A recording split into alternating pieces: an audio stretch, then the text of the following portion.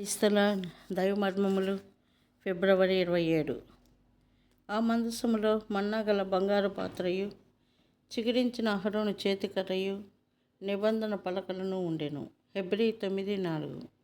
ఇశ్రాయేలీయులు అరణ్యములో ప్రయాణము చేయుటకు ఆరంభించిన దినం మొదలుకొని కనానులో ప్రవేశించు దినము వరకు ఆకాశం నుండి మన్నా అను ఆహారం ఇవ్వబడెను. ఆ మన్నా చూచుటకు మంచు కణముల వలెను, రుచికి తేనె కలిపిన అపూపము వలెను ఉండెను. సూర్యుడు ఉదయించక ముందే వారు ఈ మన్నాను సమకూర్చుకొనవలెను. వారు కూర్చుకొనిన తర్వాత హెచ్చుగా కూర్చుకొనిన వానికి ఎక్కువగా మిగలలేదు, తక్కువగా కూర్చుకొనిన వానికి తక్కువ కాలేదు. వారు తమ ఇంటి వారి భోజనములకు సరిగా కూర్చుకుని ఉండిరి. నిర్గమకాండం 16:18.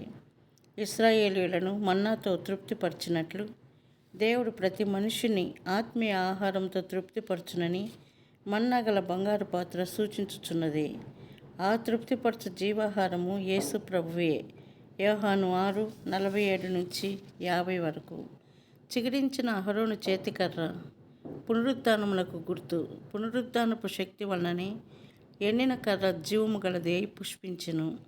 ఆ పునరుద్ధానపు శక్తి మనలో కార్యసాధకమైనప్పుడే మన జీవితం కూడా ఆత్మీయముగా ఫలభరితము కాగలదు.